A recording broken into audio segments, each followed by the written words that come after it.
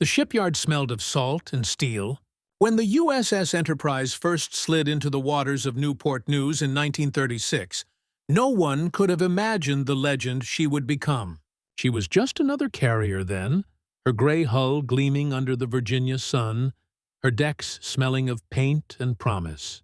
The men who would one day call her home were still scattered across the nation. Farm boys, mechanics, teachers, and dreamers, unaware that this ship would become their world, their fortress, and, for many, their final resting place.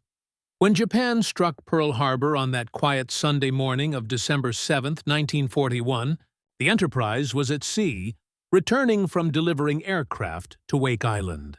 The ocean carried her away from destruction, but she returned to find a nation on fire. Battleships lay twisted in the harbor, smoke rising like funeral pyres. The Enterprise's crew worked in silence, their faces lit by flames and disbelief. They had been spared, but they felt no relief, only a growing resolve. From that day, the Big E sailed not as a ship of peace, but as a weapon of retribution. The first months of the war were chaos. America was scrambling, Japan was advancing, and the Pacific felt impossibly vast. Yet, wherever the Japanese struck, the Enterprise soon followed. A gray ghost on a blue sea. In February 1942, her planes launched the first American offensive raid of the war, striking the Marshall Islands. It wasn't much, a handful of bombs, a few fires, a signal to the enemy, but it was something. For the first time since Pearl Harbor, the Japanese had to look over their shoulder. The Big E had arrived. Her deck became a crucible. Pilots learned fast or didn't come back. The Pacific skies turned into a deadly classroom, and every sortie left empty chairs in the ready room. Lieutenant Swede Vejtasa came back once with 50 holes in his plane and a calm grin, the kind only flyers could manage after staring death in the eye. The deck crews patched up the bullet-riddled dauntlesses with tape and prayer. The Enterprise fought, repaired, and fought again. She had to. There was no one else. In April, she sailed to escort Jimmy Doolittle's raiders, the men who would bomb Tokyo in an act of audacity that lifted a nation's heart. The Enterprise guarded them until their bombers disappeared into gray clouds over Japan. When the raiders didn't return, the crew of the Big E watched the horizon in silence. They knew what that sacrifice meant. That courage sometimes meant not coming home. Then came June 1942, Midway. 4 Japanese carriers, fresh from victories across the Pacific, steamed east to crush what they thought was the last of America's fleet. They were wrong.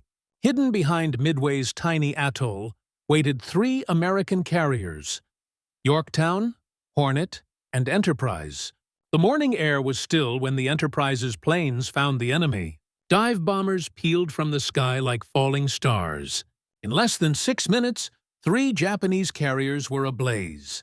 The pilots came back shaken, sunburned, wide-eyed. Many didn't come back at all. The ocean boiled with fire and oil. When the smoke cleared, Japan's advance had been stopped. The tide had turned, and the Big E had been at its center. But the war didn't stop for breath. Guadalcanal followed, a place where the jungle met the sea in a nightmare of mud, heat, and fear. Enterprise's planes flew almost constantly, supporting the Marines trapped below. She was hit again and again. Bombs tore holes through her decks. Shrapnel shredded her sides. Each time the fires were fought, the wounded were carried below, and the flight deck was patched before the metal cooled. One sailor said it best. "We weren't the Enterprise anymore. We were her crew, and she kept us alive. So we kept her alive." By 1943, she had become a legend, a ship whispered about in Tokyo radio reports and cheered in American newspapers. The Japanese began to call her the Gray Ghost because she refused to die. She fought at the Eastern Solomons, the Santa Cruz Islands, the Gilberts, the Marshalls, the Marianas. She was hit by torpedoes, bombs, and kamikazes. Yet she always came back, scarred but unbroken. Her hull carried the story of the Pacific, like a living chronicle. Every dent a memory, every patch a story of survival. In 1944, at the Battle of the Philippine Sea, her pilots helped unleash what became known as the Great Marianas Turkey Shoot. Waves of Japanese planes fell from the sky, outmatched and outnumbered. One Enterprise pilot radioed in disbelief, "They're coming in like flies!" The Big E's air group claimed more kills that day than any other carrier. The ship that had once fought to survive was now leading the hunt. But war has a way of taking everything, even from the strongest. In May 1945, as the war drew toward its brutal end, a kamikaze found her. The explosion tore through her flight deck, killing 14 men instantly. The ship shuddered but refused to sink.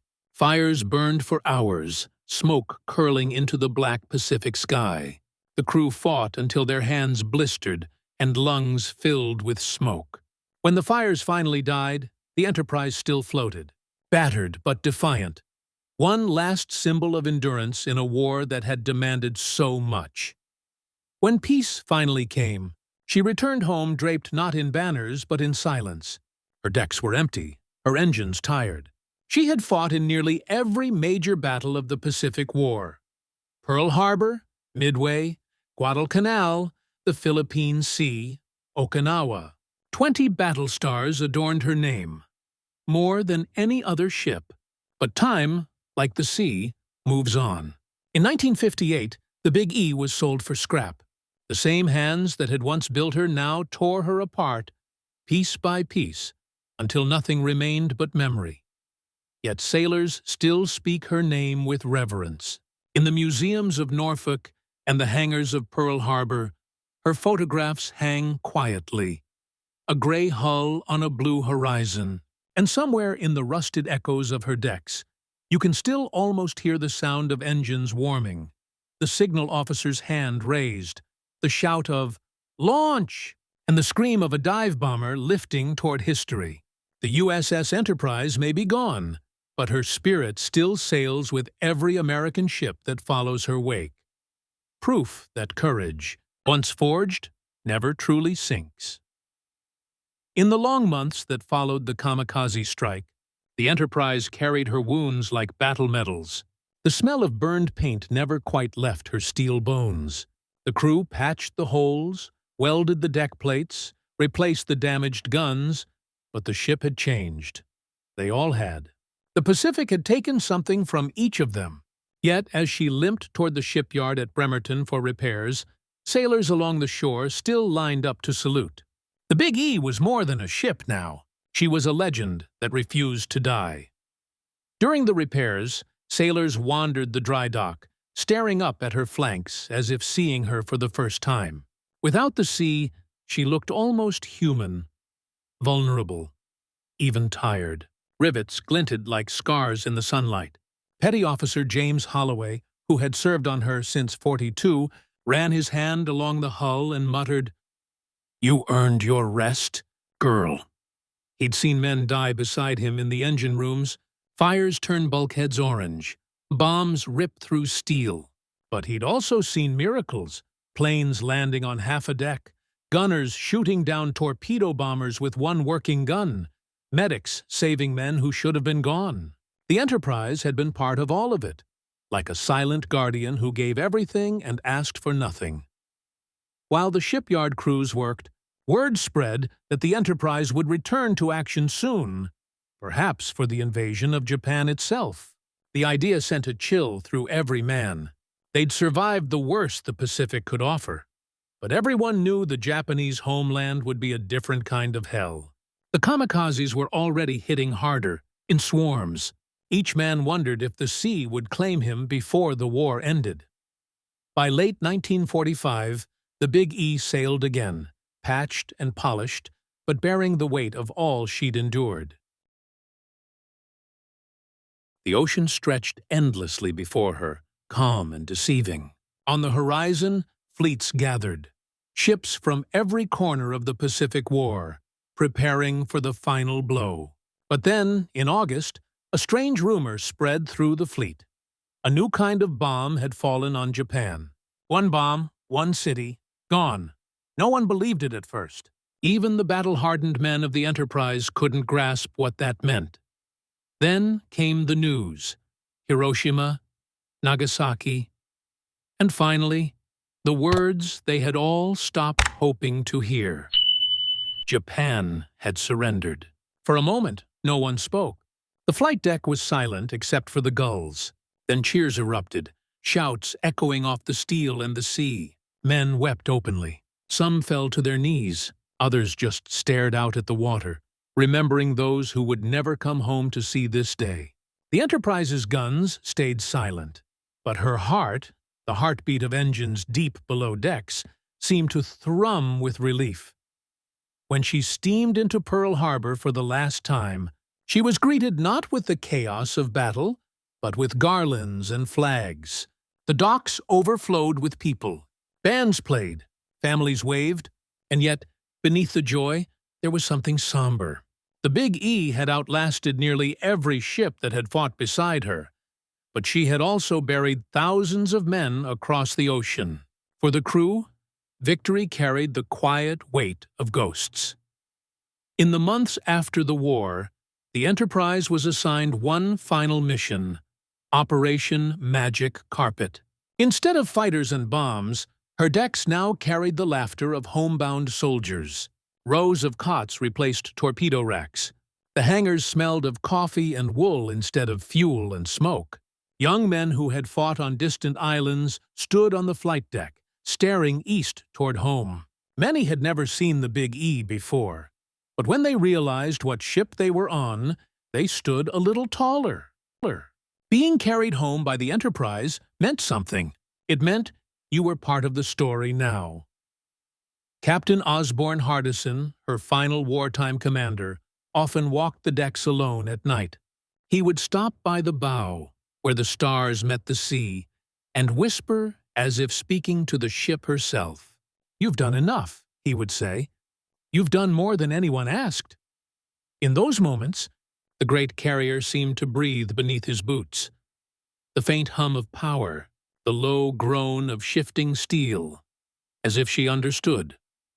When the Enterprise returned to New York in late 1945, crowds filled the harbor again, waving flags and cheering as she passed.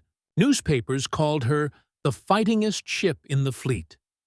Sailors from other vessels came aboard just to touch her decks, as if touching history itself. Photographers captured her from every angle, her patched hull and faded paint telling a story no medal could summarize. She had survived 20 major battles, sunk over 300 enemy aircraft, and helped destroy dozens of enemy ships. She had seen the Pacific at its darkest and helped bring back the dawn. But peacetime is cruel to warriors. The war ended and the world moved on. New ships were built, new carriers with sleek hulls and jet-age promise.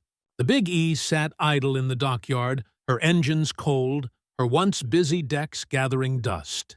There were talks of turning her into a museum, preserving her as a symbol of American courage. But the plans fell through.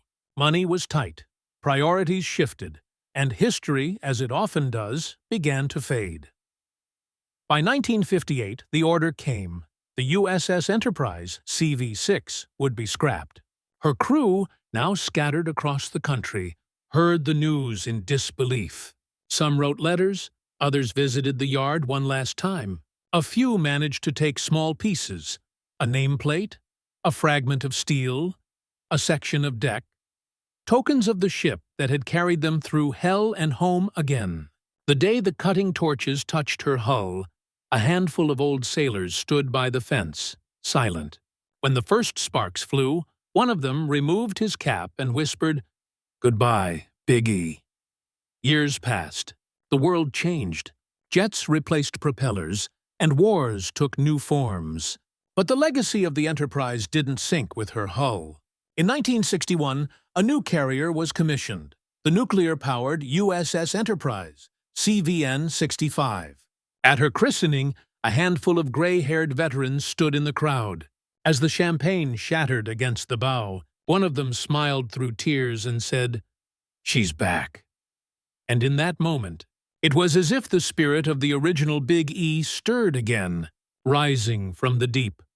The ghost of a ship that had carried a nation through its darkest war, reminding the world that courage doesn't rust, and legends never truly die. At night, when the sea was calm and the engines rumbled like distant thunder, the Enterprise felt almost peaceful. The flight deck stretched into the dark like a bridge to nowhere, lit by faint red lamps that shimmered on the steel. The men would sit near the edge, helmets off, smoking in silence. For a few stolen minutes, they were just men again. Not gunners, not mechanics, not warriors. Just sons of faraway mothers, boys who once threw baseballs and chased summer dreams. The ocean had made them older than their years. Among them was Ensign Walter Red Murphy, a pilot barely 21. He had flown through the worst days at Guadalcanal and still carried a jagged scar across his cheek from shrapnel that tore through his cockpit glass. He joked about it sometimes, called it his souvenir, but his hands always trembled when he lit a cigarette. His friends noticed but said nothing. Everyone aboard the Big E learned early that silence was its own form of kindness. Murphy's best friend was a mechanic named Joe Ramirez, a soft-spoken kid from New Mexico who could fix anything with a wrench and a curse. Joe had never flown a plane, but he treated each dauntless dive bomber like a living thing, checking the rivets, cleaning the oil lines, whispering to the engines before launch. "She'll get you home," he'd tell Red before every mission, patting the fuselage like a promise. Red would grin, climb in, and pray Joe was right. In October 1942, during the Battle of the Santa Cruz Islands, Red's squadron was ordered to strike at the Japanese fleet closing in from the north. It was chaos before they even left the deck. Wind screaming, waves slamming against the hull, the deck pitching like a living beast. Red's bomber lifted off the edge just as the next wave crashed over the bow. For a moment he thought he'd gone too low. But then the Dauntless rose, climbing toward a gray sky streaked with tracer fire. Hours later, he returned alone. His gunner was gone, hit mid-flight by enemy fire. His plane was half shredded, oil trailing behind like black smoke. The flight deck crew waved him in, shouting through the roar. He hit the deck hard, the plane skidding sideways before slamming into the crash barrier.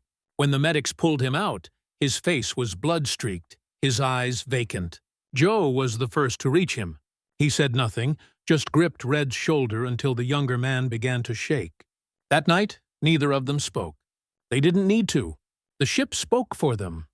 The groan of her hull, the hum of her engines, the heartbeat of something larger than both of them. Days turned into months, and the Enterprise sailed on. The war moved north, to the Gilberts, the Marshalls, the Marianas. Each new island meant new losses, new names added to the lists taped in the mess hall. But there were small mercies, too. Letters from home, a record player in the rec room that scratched out swing tunes from another world. Cigarettes passed between tired hands. They clung to these fragments of normal life as fiercely as they fought their battles. By the summer of 1944, the Enterprise's air group had become one of the most feared in the Pacific. Pilots who had once flown with trembling hands now guided their planes through storms of enemy fire with cold precision. Yet even in victory, the cost was written on their faces. Each man carried ghosts. They didn't talk about them. They just kept flying. When the Big E joined the Battle of the Philippine Sea, Red Murphy was still flying. Older now, harder. His youthful grin replaced by a weary calm. The morning of the battle, he watched the sun rise over the horizon, the ocean glowing like molten glass. He turned to Joe, standing beside his plane, and said quietly, "Feels like the calm before the storm." Joe just nodded. "Then you better come back and tell me how it ends." That day became known as the Great Marianas Turkey. Shoot! Hundreds of Japanese planes rose from the horizon and dove straight into the American fleet. I'd desperate gamble to turn the tide. From the Big E's deck, the sky looked like it was burning. Red's squadron launched into the chaos, weaving through explosions and smoke. By sunset, the sea was littered with wreckage, the sky filled with falling fire. Red's voice crackled over the radio only once. "Tell Joe I'm bringing her home." He made it back on fumes. His plane hit the deck, skidded, and stopped inches from the edge. Joe was there, waving him in, tears streaming down his face. They didn't celebrate. They just sat on the wing, watching the horizon fade to black. Around them, the deck crews were already at work, patching holes, fueling planes, preparing for tomorrow. On the Enterprise, there was no rest, only survival. Later that year, when the ship anchored briefly at Ulithi, mail arrived. Joe received a letter from his sister, telling him their father had died back home. He read it once, folded it carefully, and tucked it into his pocket. When Red saw him standing alone by the rail that night, he offered him his only bottle of bourbon. They passed it back and forth in silence. Neither spoke of death, because on the Big E, death was never far away. It hovered like the mist, quiet and constant. By 1945, Red had flown more missions than he could count. The Enterprise herself seemed to share the same fatigue. Her steel creaked, her decks scarred, her engines weary. She had been hit so many times that some men joked she was held together by luck and prayer. Yet when word came that Okinawa would be next, not a single man hesitated. They went where she went, because the Big E had become more than a ship. She was a home they had built together from fear, courage, and fire. On May 14, 1945, as the sun set over the Pacific, Red's squadron launched one last sortie. The enemy was desperate now, throwing everything they had, including their own lives, at the American fleet. Red's plane never returned. The next morning, Joe found the name added to the list in the ready room. He didn't cry. He just walked to the flight deck, placed a hand on the wing of the last plane Red had flown, and whispered, "You got him home as far as you could." The sea was calm that day. The wind smelled of salt and oil. Somewhere far below, the wrecks of 1,000 planes rested in the quiet deep. The Enterprise sailed on, carrying the memory of every man who had ever fought upon her decks. For those who survived, she would remain the one place where fear and courage had shared the same breath. Fear and courage had shared the same breath. When the war finally ended, and Joe Ramirez stepped off the ship for the last time, he turned back to look at her, her towering island, her flight deck gleaming in the sunlight. He raised his hand in a final salute. "Thank you," he murmured, his voice nearly lost in the wind. The Big E didn't answer, but somewhere deep within her steel, it felt as though she understood. When the war ended, the Enterprise anchored in quiet waters, the Pacific finally still. For the first time in years, her decks were silent. No engines screaming, no planes roaring into the sky, no sirens cutting through the wind. The men who remained walked her length like ghosts, retracing their own footsteps. Every bolt, every dent, every patch of scorched metal was a memory. The sea had calmed, but inside each sailor's mind, the echoes of battle still rolled like distant thunder. The war had changed them all. Some had joined as boys and left as old men, even if their faces were still young. Joe Ramirez stayed aboard through the final months, helping with repairs, supervising the new men who came aboard for the return home. But nothing felt the same. The laughter was softer now, the songs fewer. The ship that had once felt alive with urgency now carried a strange kind of peace. Heavy, uncertain, like a heart still learning how to beat again. In late 1945, the Enterprise set out on her final mission, not for war, but for homecoming. Operation Magic Carpet. Her hangars, once filled with planes, were now lined with rows of cots and duffel bags. Thousands of soldiers came aboard. Men who had spent years on islands with names they would rather forget. They came with scars, medals, and a silence that only those who had seen war could understand. The Big E carried them home, steady and proud, through calm seas and quiet sunsets. One evening, as the ship neared San Francisco, Joe stood by the rail with one of the young soldiers heading home. The kid couldn't have been more than 19. He stared out at the horizon and said softly, "I didn't think I'd ever see home again." Joe smiled, the lines around his eyes deep with years of exhaustion. "You'll see it," he said, "because this ship, she never lets her boys down." The boy looked at him and nodded, as if understanding something unspoken. The Enterprise didn't just carry men, she carried hope. When the Golden Gate Bridge came into view, a cheer went up across the deck. Hats flew into the air, laughter erupted, and for a moment the ship felt young again. Tugboats blasted their horns, and families waved from the docks below. For those few hours, the Big E was not just a warship. She was a hero coming home. In the years that followed, she was stripped of her weapons, her engines quieted. She spent her last days moored in Bayonne, New Jersey, a giant resting among the calm waters, surrounded by newer ships that owed her everything. Veterans would visit, running their hands along her cold steel, feeling the weight of memories that never faded. Some brought their children, pointing to the weathered deck and saying, "That's where I stood when the sky burned." Joe Ramirez visited her once, in 1956. He was older now, with gray in his hair and grease still under his fingernails from the garage. He ran back home. He walked her decks slowly, listening to the hollow echo of his boots. The air smelled of rust and rain. He stopped near the spot where Red Murphy's plane had once crashed into the barrier and closed his eyes. The sound came back instantly. The roar of engines, the shout of deckhands, the smell of burning oil. When he opened his eyes again, the deck was empty. Only the wind moved. Before he left, he slipped a small silver wrench into a crack between the planks, the same wrench he'd carried through the war. "You fixed us all," he whispered to the ship. "Now it's my turn to fix you." Then he walked away, never looking back. 2 years later, the order came to dismantle her. The shipyard workers arrived early in the morning, torches in hand, unaware of what she meant to the men who had served aboard her. The first cut into her hull sent sparks flying into the gray sky.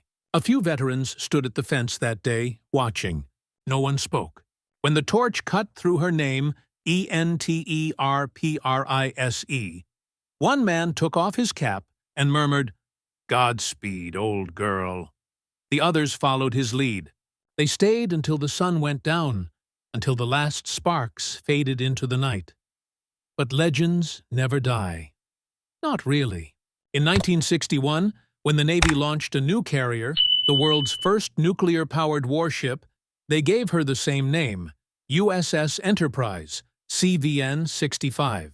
At the christening, the crowd was immense, flags waving, cameras flashing. In the front row sat a group of old sailors, their jackets heavy with ribbons, their eyes bright with pride.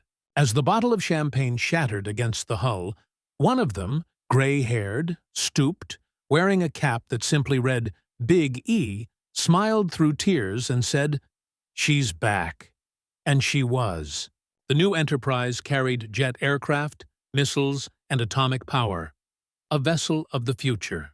But in her steel heart beat something ancient, the spirit of the ship that had fought across the Pacific, that had endured bombings, fires, and heartbreak, that had brought thousands of men home. The ghosts of the old crew seemed to walk her decks again, unseen but felt, guiding, watching, remembering. Years passed, and the veterans grew fewer. They gathered at reunions every few years, small halls filled with coffee, laughter, and fading photographs. They would tell stories to anyone who would listen. Of the morning skies over Midway, the burning nights at Guadalcanal, the endless rhythm of the flight deck, They always spoke of her, not as a ship, but as a living thing. She kept us alive, Joe would tell younger sailors who stopped to shake his hand. You don't forget a ship like that. You can't. When Joe passed away in 1984, his daughter found a small box among his things. Inside was a folded piece of deck steel, scorched and rusted, no bigger than a palm. A note was taped to it in his careful handwriting. From the Big E, she saved me more times than I can count. That piece of metal now rests in a museum display in Norfolk, alongside photographs of the men who served aboard her. Visitors pass by every day. Some linger, some read the plaques, some move on. But if you stand there long enough, you can almost feel it. The echo of engines, the tremor of flight, the pulse of something greater than steel and rivets. The spirit of the Enterprise lives on, not just in museums or books, but in the hearts of those who remember what she meant. Somewhere out on the Pacific, beneath the same stars she once sailed under, the waves roll gently against the dark, and if the night is quiet enough, sailors still say you can hear it. The low hum of engines, the faint whisper of propellers cutting through the sea, the sound of the Big E, eternal, still sailing home. Decades passed. The sea changed, the world moved on, and new ships bore the name Enterprise. But for those who remembered, there was only one. The gray, battle-scarred carrier that had stood against the storm when the Pacific burned. She had been made of steel, but what she carried was something far more enduring: the courage of men who refused to yield. In naval academies and hangars, her stories were still told. Young cadets would listen as instructors spoke of her battles, the desperate launches at Midway, the smoke-filled decks of Santa Cruz, the impossible comebacks after each strike. To most, they sounded like legend. But somewhere, an old sailor would smile and say, "No, son, that all happened. I was there." At the U.S. Naval Museum in Washington, a section of her flight deck rests behind glass. It's scorched, dented, and smells faintly of oil and salt. Veterans still visit, sometimes leaning close as if hearing echoes from another lifetime. One of them, gray-haired, his posture straight as ever, once placed his hand on that rough metal and whispered, "Welcome home, girl." The museum guard standing nearby pretended not to hear, but his eyes grew damp. By the early 2000s, the name Enterprise had become a legacy that stretched across generations of sailors and engineers. From the nuclear-powered CVN-65 that served through the Cold War to the brand-new hull of CVN-80 being assembled in Virginia, the name carried with it not just honor, but expectation. Each time the letters were welded into a new ship's steel, it felt like the heartbeat of the old Big E began again. Old Big E began again. Shipbuilders spoke of it quietly. How the air seemed to change when the first plate stamped Enterprise was lowered into place. They said it felt as though unseen hands guided the rivets, as if ghosts of long-gone deckhands were helping build her once more. One welder swore he felt a vibration under his boots the day the keel was laid. A deep, familiar hum that faded the moment he looked down. He told no one for months, afraid they'd laugh. But he knew what he'd felt. The Big E was coming back. Across the ocean, on a calm November morning, a young naval aviator named Sarah Donnelly stood on the flight deck of another carrier, watching the sunrise. Her grandfather had served aboard the original Enterprise in 1944, a deckhand who never talked much about the war. When he died, she found an old photograph in his drawer, a grainy black-and-white shot of him grinning beside a plane, a name barely visible on the fuselage, Big E. On the back, in faded ink, he had written, "She taught us what courage means." Now Sarah carried his wings on her flight suit. When her commanding officer told her she'd be among the first to serve on the new Enterprise, CVN-80, once it launched, she felt her throat tighten. "He'd like that," she said softly. That night, as the carrier steamed across the Pacific, She looked down at the dark waves and imagined the silhouette of another ship moving beneath the surface, older and slower, but still there, watching. History has a strange way of circling back. The world that the original Enterprise helped save had grown faster, louder, more complex, yet the sea remained the same, its rhythm unchanged, its pull eternal. Every sailor who stepped aboard a new ship bearing that name felt it. A presence that couldn't be seen, but could be felt in the deck beneath their boots, in the hum of the engines, in the quiet moments before dawn, when the horizon glowed faintly gold. There's a saying among Navy crews that ships remember. Steel holds memories, salt preserves ghosts. If that's true, then somewhere in the Pacific, the spirit of the Enterprise CV-6 still sails, forever chasing the horizon. The ocean carries her name, the wind still whispers her battles, and in every American carrier that launches into the sea, a spark of her courage lives on. When the new Enterprise finally sails, gleaming, immense, alive with power, the old men who once walked her decks will not be there to see it. But their stories will, their laughter, their fear, their stubborn defiance against impossible odds. All of it lives in the steel, in the name, in the heartbeat of every new generation who steps aboard. And maybe, somewhere beyond the stars, Joe Ramirez, Red Murphy, and the others stand together again, watching from the endless blue. The engines hum, the deck gleams, and the sea stretches ahead forever. Red grins, claps Joe on the shoulder and says, "Told you she'd make it home." Joe looks out at the horizon, at the glint of sunlight on waves, and smiles. The wind carries a familiar sound, the faint echo of engines roaring to life, of courage reborn. The Big E sails on, eternal, her wake a thread connecting past to future. And as long as men and women go to sea, as long as there are stars above the Pacific and steel ships beneath them, the name Enterprise will endure, not as a memory of war, but as a promise that courage, once born, never dies. Years later, the ocean still whispered her name. The Pacific, endless and blue, held the silence of battles long past. On calm days, when the water lay flat as glass, some sailors swore they could hear faint echoes drifting over the waves, the rumble of old engines, the call of deckhands shouting through the wind, the deep heartbeat of a carrier that had once fought the impossible. At Pearl Harbor, where the Enterprise had once sailed in under a sky of smoke and fire, tourists now walked along sun-warmed decks of museum ships. Children laughed, seagulls wheeled, and the air smelled of salt and diesel. Most of them didn't know that the old Big E had stood there once, her hull blackened but unbroken, her crew bone-tired but undefeated. But for the few veterans who still returned every December 7th, that memory never left. They would stare out over the harbor, eyes fixed on a point only they could see, and whisper her name like a prayer. One such man was Captain Robert Klein, 97 years old, who had been a junior ensign aboard her in 1942. He came every year, walking slowly with his granddaughter's arm at his side. Each visit was quieter than the last.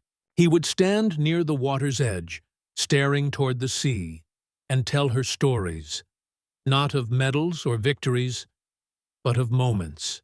The laughter of the crew after a lucky escape, the glow of cigarettes on the night watch, the time the captain let them play a phonograph record during a lull in the fighting, music rising above the smell of fuel and gunpowder. "It was the last normal sound I remember," he said once. After that, the war got louder. When his granddaughter asked what kept them going through the worst of it, he smiled faintly. "The ship did," he said. "You could feel it under your feet, like she wanted to live as much as we did." That winter, Robert passed away peacefully in his sleep. At his funeral, the Navy sent an honor guard, and a recording of Anchors Aweigh played softly over the crowd. His ashes were scattered at sea, near the coordinates where the Enterprise had once fought at Santa Cruz. As the urn tilted and the wind caught the ashes, the ocean shimmered strangely, as though, for just a heartbeat, something vast and unseen moved beneath the surface. His granddaughter, watching, felt tears sting her eyes. "He's home," she whispered. Meanwhile, in a vast dry dock in Newport News, welders worked through the night on the new USS Enterprise, CVN-80. The air rang with the sound of hammers and sparks. Engineers moved like ghosts through the framework of the future. On one beam, a worker paused to carve 3 small letters into the steel with a welding torch. CV-6. He didn't tell anyone. He just smiled to himself and got back to work. When the ship finally launched, decades of history stood behind her. A line of carriers stretching back through time, each one a bearer of the same soul. The crowd that gathered to watch included veterans, descendants, and wide-eyed young sailors. The moment the hull touched water, a cheer went up, echoing across the bay. But amid the noise, an old man in uniform saluted quietly, eyes glistening. "Welcome home, Big E," he said under his breath. Somewhere, far out at sea, a gull cried, and the wind shifted. For an instant, the ocean rippled as if stirred by unseen propellers. The horizon shimmered, and those watching swore they saw the outline of another ship. Older, smaller, gray with age, sailing beside the new one before vanishing into the light. The new captain, standing on the bridge, looked out across the waves. "She's with us," he murmured. No one asked who he meant. They all knew. The Enterprise was more than a ship. She was every hand that hauled a line, every pilot who never came home, every heartbeat that refused to quit. She was the spirit of endurance itself, reborn each time steel met salt, each time a sailor whispered her name beneath the stars. At dusk, the sea turned gold, and the Big E moved forward, her bow cutting cleanly through the waves. The sound of her engines blended with the wind, a deep, steady hum that seemed to carry a message across time. A promise whispered from one generation to the next. "I am still here. I will always sail." The new USS Enterprise, CVN-80, sailed from Norfolk on a gray morning. The sky was heavy with mist, the sea calm and steady, the kind of day that felt like a beginning. Along the deck, sailors in crisp uniforms stood at attention as the anthem played over the ship's speakers. For some, it was their first voyage. For others, the culmination of years of training. But for all of them, it was more than a mission. It was inheritance. Captain Elizabeth Ward stood on the bridge, hands clasped behind her back, eyes fixed on the horizon. She was the first woman to command a carrier bearing the name Enterprise, and she carried that weight quietly, like a promise. Her father had served aboard the Enterprise, CVN-65, during the Gulf War. Her grandfather had been a gunner's mate on CV-6 in 1944. She wore his dog tags beneath her uniform, cool against her skin. As the carrier moved into open water, the mist began to lift, revealing the pale line of dawn stretching across the sea. The deck crew moved with practiced rhythm, aircraft being fueled, signals flashing, the hum of turbines deep below. The sound was alive, electric. Captain Ward turned to her executive officer. "Let's see what she can do." Below deck, in the ready room, young pilots suited up for training flights.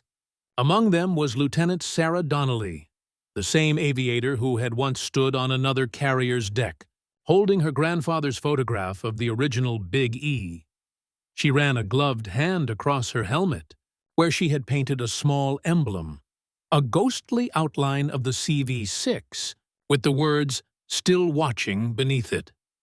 When the catapult launched her jet into the morning sky, the force pressed her back into the seat, a sensation her grandfather would never have known, but somehow she felt he understood. The carrier fell away beneath her, shrinking into the endless blue. Big E, "This is Valkyrie 1, she said over comms, her voice steady. "Wheels up. Feels like flying with history." On the bridge, Captain Ward smiled faintly. "You are," she murmured. That night, after flight drills ended, the ship ran dark and quiet. The stars were sharp above the sea, the horizon a black line against infinity. In the navigation room, a young ensign studying charts paused. "Ma'am," he said to his commanding officer, "you ever wonder if they can see us? The old Cruz? Wonder if they can see us? The old Cruz?" The officer glanced out the window at the glittering ocean. "Maybe," she said. "Or maybe we're just their echo." Up on deck, the wind carried a low, rhythmic vibration, the kind sailors notice but never mention.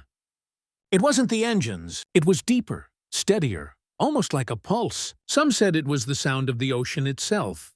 But those who knew the ship's name, those who had read the stories of the battles she'd fought, felt something different. It was the heartbeat of the Enterprise. Weeks later, during a multinational exercise in the Pacific, the Enterprise and her strike group encountered a sudden, violent storm. Wind howled, waves rose like mountains, and radar screens flared with static. For a moment, it felt as if the sea itself was testing her, as though the ghosts of the past wanted to see if she was worthy of the name. The bridge shook. Lightning forked across the sky. The XO shouted over the roar, "Captain, should we alter course?" Captain Ward gripped the railing, eyes blazing. "No," she said. "We ride it through. That's what she does." The ship groaned but held steady, cutting through the storm with impossible grace. Water cascaded over the bow, waves broke across her hull. And still she surged forward. When dawn broke, the storm was gone. The sea lay calm again, glittering under sunlight. The Enterprise had weathered it without damage. In the stillness that followed, no one spoke for a long time. Then someone on the bridge said softly, "She's still got it." The captain smiled. She never lost it. Later, in her quarters, Captain Ward opened an old photograph she kept framed on her desk, a black-and-white shot of the Enterprise, CV-6, at anchor in 1945. The edges were frayed, the image grainy, but the name on the hull was clear. She ran her fingers along the glass and whispered, "We carried your name, and you carried us." Outside, the ocean stretched endless and blue. The Enterprise moved forward, her wake a white ribbon curling behind her. The sun rose higher, painting her decks in gold. And for just a second, just long enough for the sailors on deck to glance at one another in disbelief, they swore they heard something above the hum of the engines. A voice, soft, steady, and full of pride. "Well done." Then the wind shifted, and the sound was gone, carried out to sea, where the first Big E once sailed. 6 months into her maiden deployment, the USS Enterprise, CVN-80, cruised through the South Pacific under a blood-red sunset. The air was heavy, the sea deceptively calm. Tension simmered across the fleet, the kind that comes before something big, something that history would remember. For weeks, political unrest had escalated near a disputed chain of islands. Hostile forces had taken control of one, establishing anti-ship missile sites and radar arrays that threatened civilian shipping routes. Washington had ordered the Enterprise strike group to maintain presence.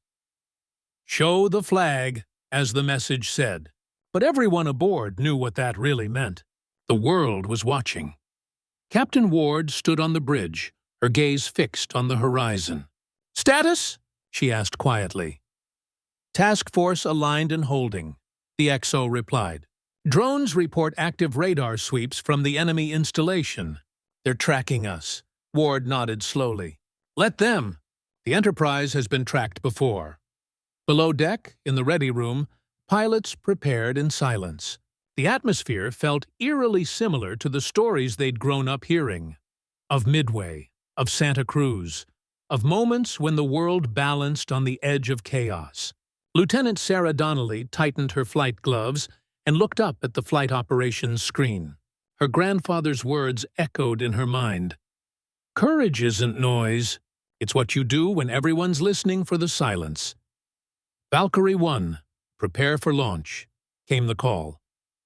Sarah took a breath, her pulse steady. Roger that. Let's wake her up. On deck, the wind howled as the catapult crews signaled all clear. The ocean below was pitch black, flecked with silver moonlight. Then, with a thunderous crack, her jet surged forward, flames slicing the night apart. Moments later, more aircraft followed, F-35s, Growlers, Super Hornets streaking into the dark sky, their engines painting lines of fire. The operation was meant to be simple. Neutralize the radar, disable the missile batteries, avoid civilian casualties. But wars, old or new, have a way of rewriting plans. Half an hour into the mission, enemy radar locked onto the strike group. Missiles launched from the island's cliffs, their trails glowing like meteors. The ships below began evasive maneuvers, electronic countermeasures lighting the sea with blue bursts. On the bridge, Captain Ward's voice remained calm. All ships maintain formation. Shields up. Prepare counterfire. One missile broke through the interference, streaking directly toward the Enterprise. It hit the water just off the port bow, close enough to shake the deck and send a geyser of seawater crashing over the flight line. Crewmen stumbled, alarms blared, but the ship held steady. Her armor groaned, her hull shuddered, and then the engines roared even louder, as if the Big E herself was answering back. Damage control. Report, Ward barked. Minor flooding in forward compartments, ma'am. No casualties, Ward smiled grimly. She's just reminding them who she is. In the sky, Sarah and her wingman banked hard, descending low over the target zone. Valkyrie flight, target confirmed, she said. Engaging. Missiles streaked from under her wings, followed by a series of detonations that lit the night. Radar arrays disintegrated. Silos erupted in fire, and the command center went dark. When she pulled up, she saw the island below flickering with explosions, controlled, precise, surgical. The mission was nearly complete. But then, out of the corner of her eye, she saw another launch. A surface-to-air missile rising fast. "Brake, brake!" she shouted. Her jet jolted violently as the blast wave hit. Warnings screamed across the cockpit, but she fought the controls, teeth clenched. Smoke filled the cabin. Systems flickered. "Enterprise, this is Valkyrie 1. I'm hit, trying to stabilize." On the bridge, silence fell for a heartbeat. Then Ward said quietly, "Bring her home." Guided by the ship's beacon, Sarah limped back through the dark. Her fuel was nearly gone. The ocean below shimmered faintly, and as she approached, she saw the Enterprise emerging through the mist, her deck lights glowing like a constellation on the sea. "Big E, I see you," Sarah whispered. "Don't let me down." The landing gear clattered down. The arresting hook caught the wire, and the jet screeched to a halt just as the engine died. For a moment, everything was still. Then the deck crew erupted in cheers. Sarah climbed out, shaking, and looked up at the island of steel and light that had caught her one last time. "Thanks, old girl," she murmured. From the bridge, Captain Ward watched the smoke rise from the horizon where the island once stood. The enemy threat was gone. The fleet was safe, she exhaled slowly, the adrenaline fading into a quiet, heavy calm. "Status? All systems green," came the reply. "Minimal damage. Mission accomplished." Ward turned her eyes toward the sea, where dawn was breaking, a pale gold light spilling over the water. "The ocean tried," she said softly. "But she's still unsinkable." Down in the engine room, a young sailor leaned against a railing, listening to the steady thrum of the turbines. He couldn't explain why, but it felt different now, warmer, almost alive, like the heartbeat of something ancient, something proud. He smiled to himself and whispered, She's still got fight in her. Outside, the sea rolled on. The Enterprise cut through it with effortless grace, her wake stretching toward the horizon like a trail of memory. Above her, gulls circled in the sunlight. And somewhere, far beyond sight, the echoes of another time seemed to drift through the waves. The faint sound of pistons, the murmur of voices long gone, the eternal rhythm of courage reborn. The Big E had returned to war, not for glory, but for guardianship. And once again, she had prevailed. Weeks passed. The Enterprise sailed home, her decks gleaming under Pacific sunlight, her hull streaked with salt and history. The battle she'd fought was already being discussed in quiet rooms. How modern warfare had met old-world courage, how precision met legacy. But for the crew aboard, the aftertaste of danger hadn't faded. They carried it quietly, like their predecessors once had. The knowledge that survival was not luck, but inheritance. At night, the ship ran dark to preserve energy. The stars were brighter that way. Pilots leaned on the deck rails after long shifts, smoking or talking softly, their voices carried off by the wind. Sometimes they'd glance at the water and swear they saw faint lights beneath the waves, as if another fleet was sailing just below, invisible and eternal. Lieutenant Sarah Donnelly sat near the stern one evening, helmet tucked under her arm. She was still healing from the impact of that mission, her ribs sore, her nerves raw. But she felt calm now. The sea stretched out like black glass, endless, patient.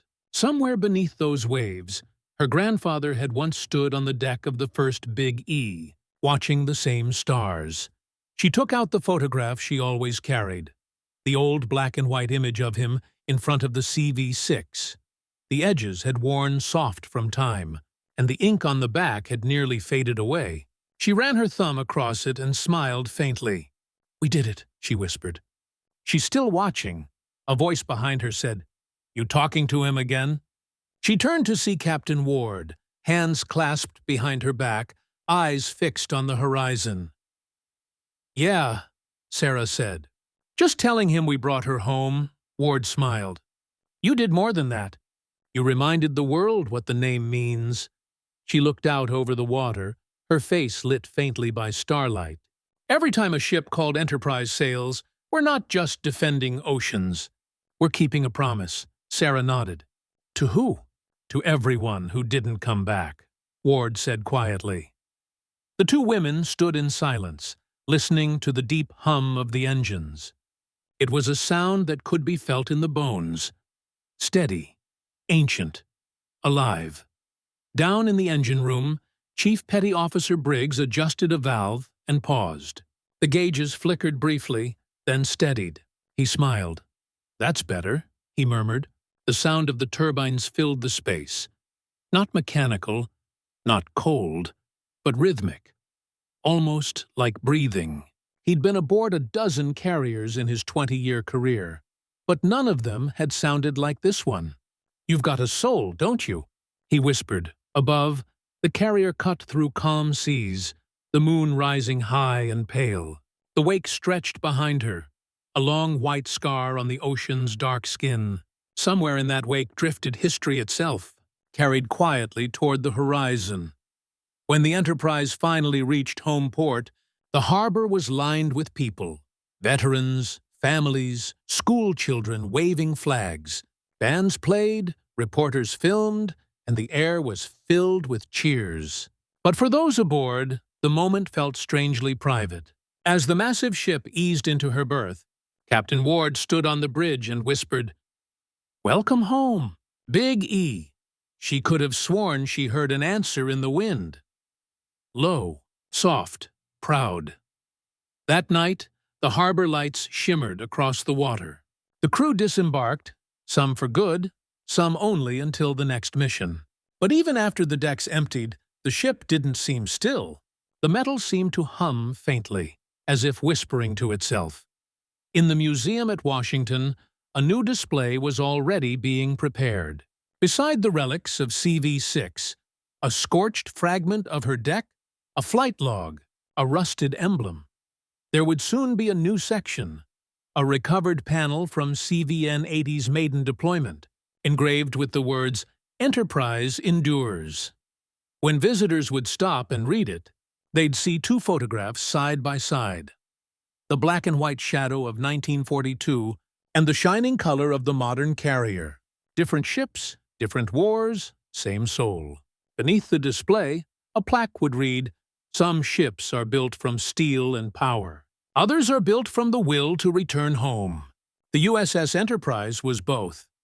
Far out at sea, under a sky of silver and blue, the waves rolled endlessly. For a moment, a figure of gray steel seemed to shimmer on the horizon. Smaller, older, smoke rising gently from her deck. Then she faded, leaving only the rippling sea. And somewhere in that vast silence, the voice of a long-gone sailor seemed to echo through time. "The Big E never dies. She just sails on." The wind rose, the ocean whispered. And the Enterprise, every Enterprise, sailed forward, eternal as the stars that guided her first voyage. Because courage, once born, never fades. It finds new decks, new storms, new names, and somewhere beyond the horizon, the sea still remembers. The sea still remembers.